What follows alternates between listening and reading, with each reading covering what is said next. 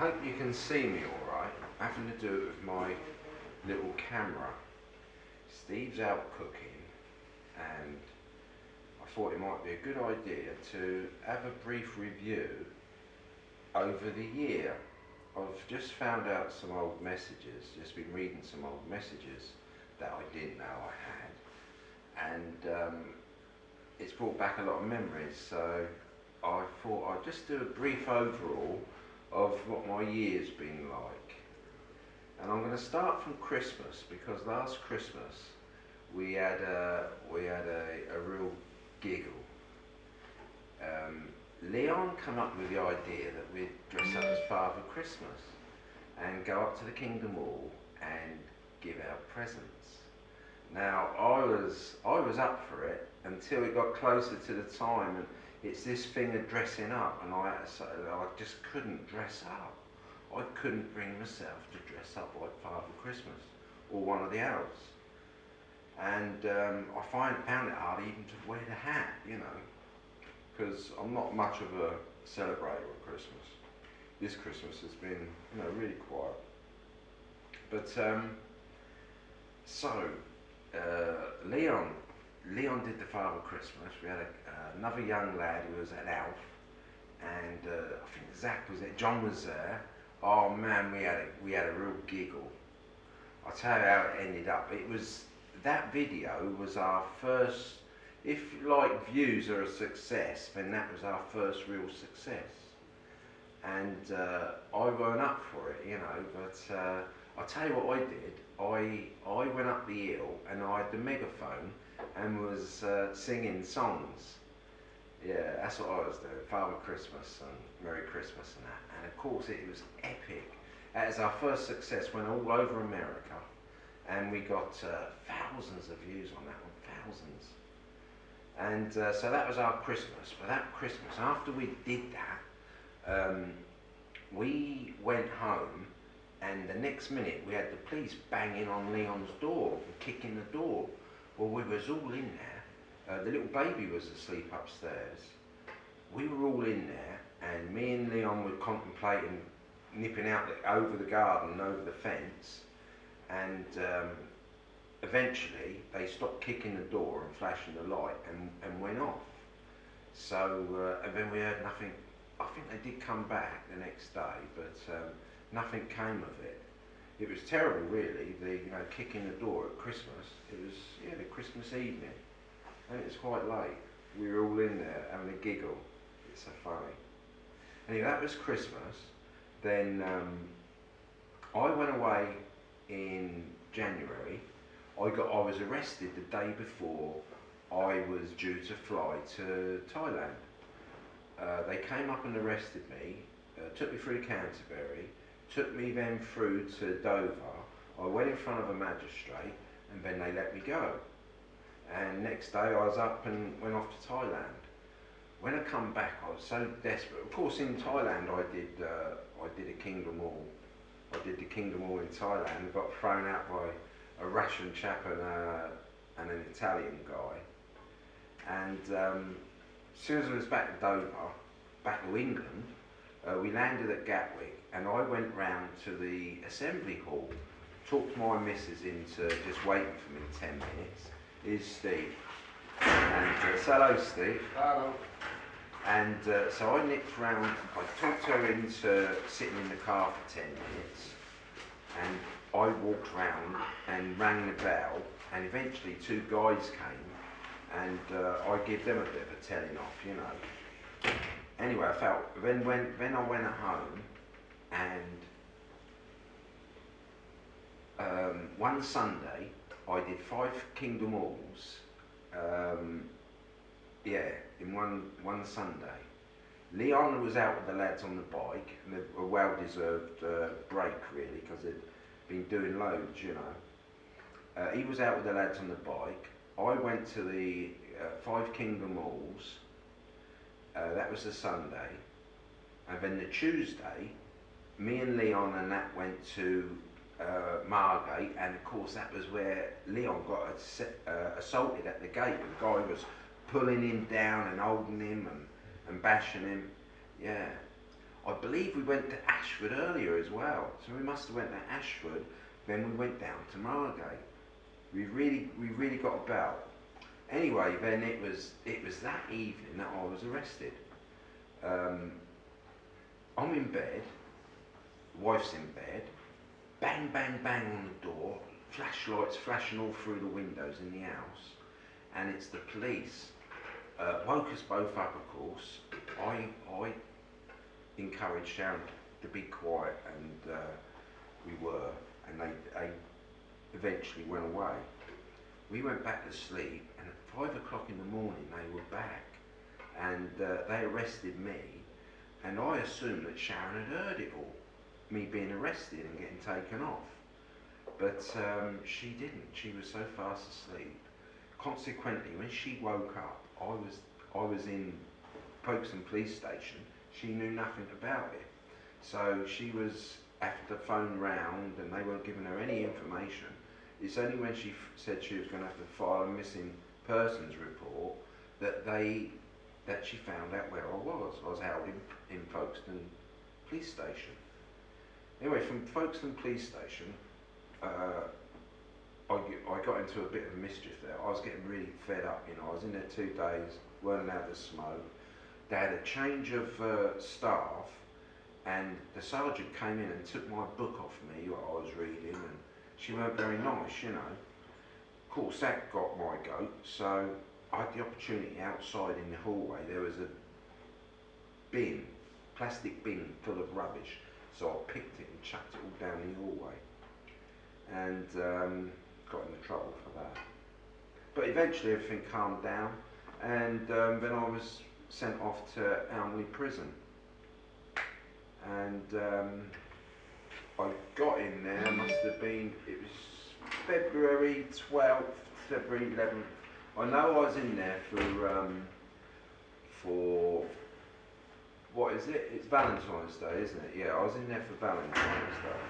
I remember that. But it was a funny old experience. So that was my experience leading up. Like last year, we had some fun times. I'm sure the lads would agree. But that was our first real big success, I think, was Leon as Father Christmas. It was a great video. And of course we did many more with the pulling and pushing of doors at Ashford and at Margate. It was all good fun. And of course whilst in prison I got to meet Steve, and we've been buddies ever since. As I met quite a few actually. Melvin, good old Melvin from Margate. Yeah, we've had some giggles and some right laughs. Steve's dragging his chair across the floor. Let him off, he's having his tea. Yeah, so that was like, and the year went really from there. I was out away, I was in prison for 10 weeks. Eventually got out. Whilst in prison I had some experiences. One day I thought I was getting out. They come round and told me I was going to court the next day. I'd watched David Cameron on the news saying that he was going to protect whistleblowers and prosecute those who covered up child molesting, those who was in responsible positions, you know. Anyway, so I got it into my mind that I must be getting out. So, cut a long story short, I started protesting all my way out, and the guards wanted to beat me up. They chased me to a bus, and it was only a good bus driver that put his arms around me and told them that I was his responsibility now, and they backed off, but they wanted to give me a good hiding. It was about 7 o'clock in the morning. I went off to court and didn't even get into court, got turned around, got sent back to Elmley, managed to creep into the prison, you know, all shyly, sheepish, but the guards hadn't forgotten. They got me back, and maybe a week later I had an appearance in court, and these guards, too big, first of all they separated me from everybody else. We arrived back to the prison, there's about 8 buses we were maybe about number 3, but they left us till last. They left me till last, although I was the first one on the bus. And the girl driving the bus says there's something fishy going on. And I said, I know what it is, they're going to give me a good hiding. You know, they're sorting me out. It was the same guys, it was their shift. Anyway, they took me through last of all. They stuck me in a cage by myself. They got everybody off out. And when they got me out and this big guy wanted to give me a good hiding, you know, I managed to resist eye contact with the guy, and he was just on the brink of giving me a good hiding, along with his mate, another guy with him. But a young officer came in, and I don't think he was prepared to turn a blind eye, so they couldn't give me the good hiding. Anyway, on the way back to my cell, he said to me, "You got away with this time." He says, "You're going to have to watch your back from now on." And I didn't think much of it really. Got back to my cell, and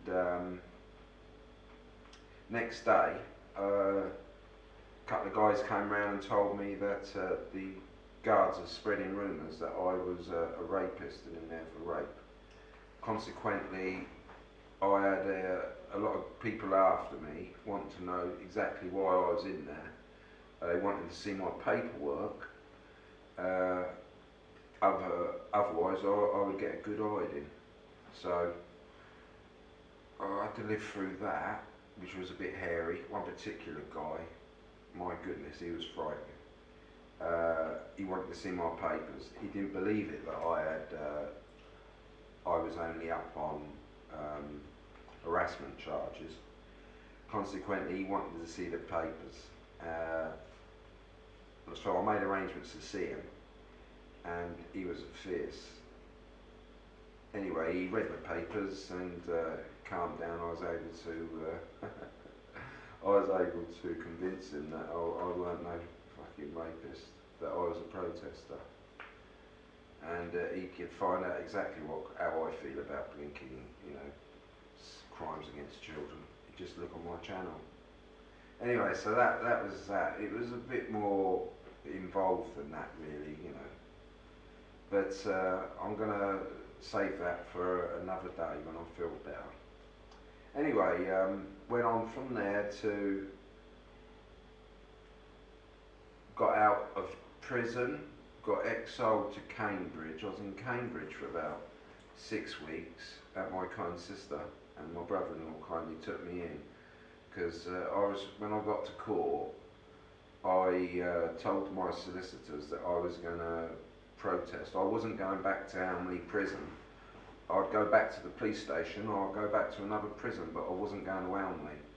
And if they was going to force me, then I was going to do, you know, drop on the floor, grab a chair. They would have to get a hit squad to get me out.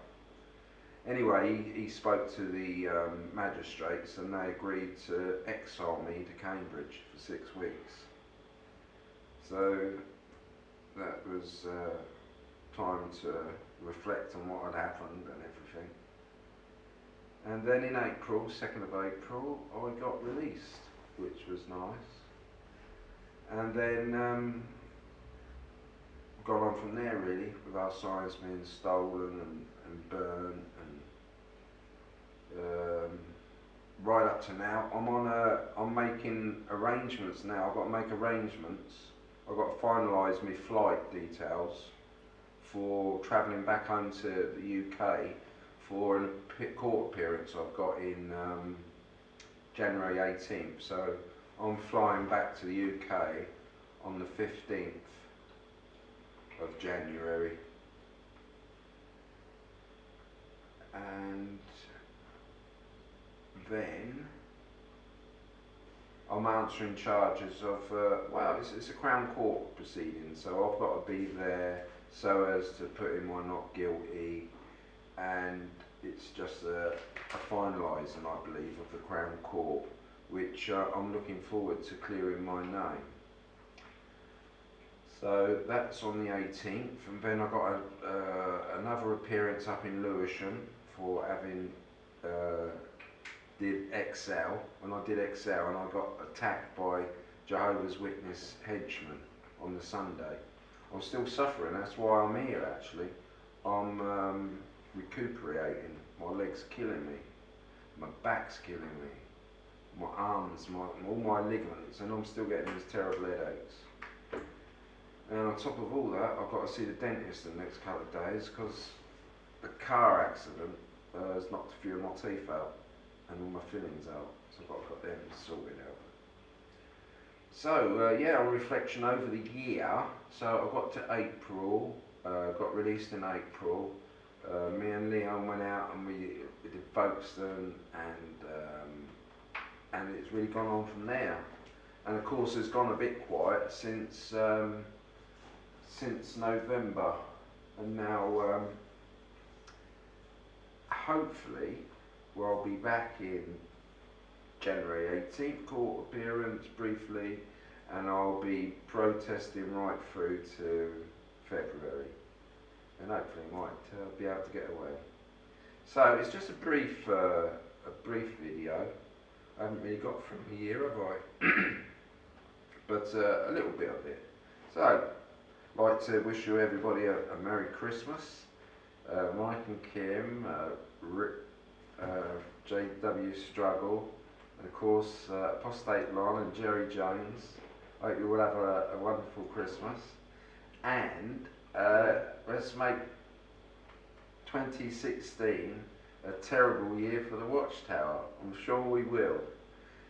Evie, Merry Christmas Evie, and have a lovely New Year. Can't think of everybody, Mark and Cora, of course all the boys back home, Leon and Kelsey and Kirsty, and John and Zach and Jodie and the baby. Tony Prime. Hi Tony, been trying to get in touch with you, man, been trying to Skype you. I don't know what's gone wrong, but still trying. If you could Skype me, it'd be nice. So everybody really, you know, I'd like to thank you very much for all the help and encouragement, and Joel of course, and Carl and Craig. I just can't remember them all. I'd like to thank you and wish you all a Merry Christmas and a prosperous New Year. There we go.